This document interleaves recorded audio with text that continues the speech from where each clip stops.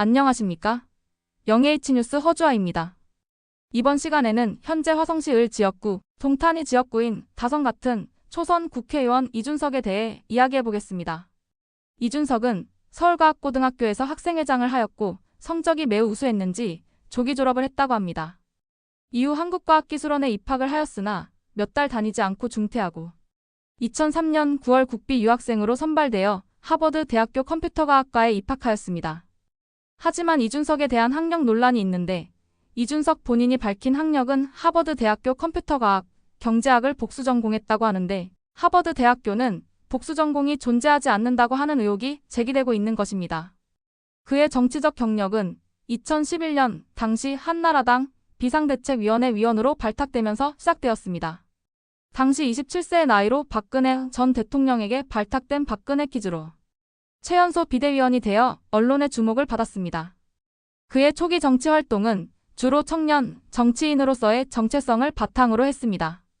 특히 교육 정책과 청년 실업 문제에 대해 적극적인 목소리를 냈으며 보수 진영에서 청년층과의 소통 창구 역할을 했습니다. 2013년에는 방송인으로도 활동하며 설정과 같은 시사 프로그램에 출연해 젊은 보수 논객으로서 이름을 알렸습니다. 2021년 6월 이준석은 국민의힘 전당대회에서 당대표로 선출되었습니다. 36세의 나이로 대한민국 주요 정당 최연소 대표가 되었다는 점에서 큰 주목을 받았습니다. 그의 당선은 한국 정치사에서 중요한 전환점으로 평가받았으며 기성 정치에 대한 변화 요구를 상징하는 사건으로 여겨졌습니다. 또한 기성 정치인들에게 식상함을 느낀 국민들은 이준석의 등장에 뭔가 정치 쪽에서 신선함을 느꼈을 수도 있고 새롭고 젊은 사람에게 맡겨보자는 생각도 있었을 것이라 생각됩니다. 당시 이준석은 어쨌든 이렇게 정치 분야에는 있었으나 선출직 의원이 된 적 없는 인물이 바로 제1야당의 당대표가 된 것은 참 흥미로운 사건이었습니다. 국민의힘 당대표 당시 이준석과 윤석열 대통령의 갈등 관계는 2022년 대선 과정에서 본격적으로 시작되었습니다. 처음에는 대선 승리를 위해 협력 관계를 유지했으나 캠프 운영과 전략을 둘러싼 이견이 발생하면서 갈등이 표면화되기 시작했습니다. 주요 갈등의 시작점은 왕과 교황 발언이었습니다. 이준석은 당시 윤석열 후보와 관련하여 왕과 교황을 같이 할 수는 없다고 언급했고 이는 캠프 내부의 긴장을 고조시켰습니다. 이 발언은 윤석열 후보 측이 당의 인사와 운영에 과도하게 개입하려 한다는 비판의 의미를 담고 있었습니다. 이어서 선거대책위원회 구성을 둘러싼 갈등이 발생했습니다. 이준석은 선대위 인선 과정에서 자신이 배제되었다고 주장했고 이는 당 대표로서의 권한을 무시당했다는 불만으로 이어졌습니다. 대선 이후에는 갈등이 더욱 심화되었습니다. 특히 당원 명부 유출 사건과 관련한 징계 문제가 큰 파장을 일으켰습니다. 이준석은 이 징계가 정치적 탄압이라고 주장했으며 이 과정에서 윤석열 대통령 측근들을 강하게 비판했습니다. 김건희 여사 관련 발언도 갈등을 악화시킨 주요 요인이었습니다. 이준석이 김건희 여사의 논문과 경력에 대해 문제를 제기하면서 여당 내부의 반발을 샀고 이는 결국 그의 정치적 고립으로 이어졌습니다. 당 대표직 박탈 이후에도 갈등은 계속되었습니다. 이준석은 소셜미디어를 통해 지속적으로 윤석열 정부를 비판했고 특히 인사 문제와 정책 결정 과정에서 강한 비판의 목소리를 냈습니다. 이러한 갈등은 결국 이준석의 정치적 입지를 크게 약화시켰습니다. 당원권 정지 처분을 받았고 이후 여러 법적 공방이 이어졌습니다. 이 과정에서 이준석은 자신의 입장을 적극적으로 피력했지만 당내에서는 점차 고립되어 갔습니다. 현재도 두 사람의 갈등은 완전히 해소되지 않은 상태입니다. 이준석은 여전히 윤석열 정부의 정책과 운영 방식에 대해 비판적인 입장을 보이고 있으며 이는 보수 진영 내부의 분열 요인으로 작용하고 있습니다. 결국 이준석은 2023년 12월 27일 국민의힘 탈당 선언에 맞춰 선거관리위원회에 개혁신당의 창당 준비 신고서를 제출했습니다. 그리고 2024년 1월 20일 열린 개혁신당 창당대회에서 당대표로 추대되었습니다. 그리고 이준석은 22대 국회의원 선거 화성시 을에 출마를 선언하였고 이 지역구는 더불어민주당의 텃밭이었지만 당시 더불어민주당 후보였던 공영훈 후보가 본인과 자녀의 의혹들이 꾸준히 제기되었습니다. 결국 공영훈 후보를 제치고 당선이 되었는데 화성시 을 지역구인 동탄이 신혼부부 및 젊은 층이 많아 젊은 후보자인 이준석이 유리했다는 분석도 있었고 윤석열 대통령과 강하게 충돌해온 이준석이기에 보수 정치인임에도 불구하고 보수 진영을 강타한 윤석열 정권 심판론도 죄다 피해버린 것도 있었습니다.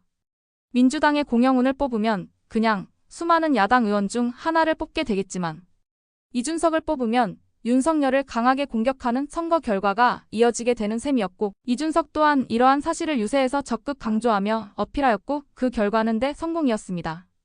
제22대 국회의원이 된 이준석 의원은 지역구인 동탄 신도시를 교육특화지구로 지정하고 경기 남부권 과학고등학교 설립을 추진하겠다고 밝혔습니다.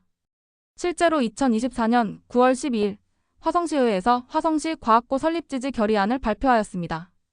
해당 결의안은 동탄 신도시에 과학고를 신설하도록 추진한다는 결의안이 포함되어 있었으나 더불어민주당 의원들은 2명을 제외하곤 전부 반대 및 기권으로 표결하였으나 국민의힘 의원들이 전원 찬성표를 던지고 민주당에서도 2명이 찬성표를 던져 전성균 의원을 포함한 총 14명의 가결로 통과되었습니다.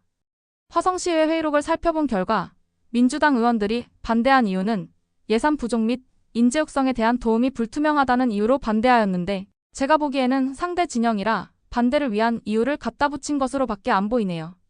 현재 탄핵 정국에서 이준석 의원은 미디어나 방송에 많이 출연하며 탄핵 반대 입장을 분명히 하며 활동을 하고 있습니다.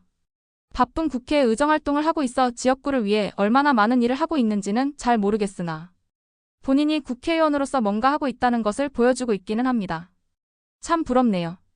화성시의 다른 지역구 국회의원인 권칠승 의원과 송옥주 의원은 무엇을 하고 있는지 모르겠습니다. 본인들은 뭔가 바쁘게 일을 하고 있다라고 할 수도 있겠으나 국민들은 전혀 체감이 되지 않고 있습니다. 이준석 의원과 같은 대중적인 인지도가 없으니 방송활동을 많이 못하고 있는 것은 인정하겠으나 그러면 무엇을 하고 있는지 정도는 국민들이 알아야 하지 않을까요? 아무것도 안 하고 있어서 알릴 게 없어 숨죽여 있는 건가요? 그럼 그거대로 질타를 받아야겠죠?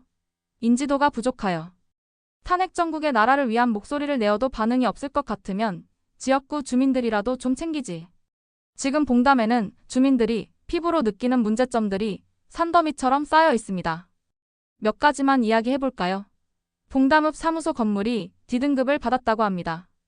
지나가다 보면 건물이 너무 오래되고 낡아서 흉물스러워 보이기까지 합니다. 그리고 주민들은 대중교통인 지하철이 봉담에 들어와 주기를 기대하고 있고 그 전에 출퇴근 시간에 버스라도 좀 늘려주기를 바라고 있습니다. 그리고 봉담 3지구, 수영지구, 효행지구 등 개발 사업이 계속 연기가 되는데 빨리 진행되기를 바라고 있고 화성시 복합문화공간도 얼마 전에 수장고로 바뀌어서 진행된다는 청천벽력 같은 소식도 전해졌고요. 이것 말고도 여러 가지 현안들이 있는데 다 나열하려면 밤을 새도 모자르겠네요. 봉담의 지역구인 권칠승 의원님, 뭐 하시나요? 화성시의 주민들은 화성시가 동탄이 발전하는데 몰두하는 모습에 분노를 하면서도 부러워하고 있습니다. 게다가 이준석이라는 스타 국회의원까지 있으니 동탄이라는 호랑이가 날개를 단격이 되었습니다. 이준석 의원이 중앙 정치하느라 바빠서 지역구를 위해 얼마나 많은 일을 할지는 잘 모르겠습니다만 동탄에 뭔가 이슈가 생기면 지역구 국회의원의 유명세로 인해 많은 국민들의 시선을 집중시킬 수도 있을 것입니다.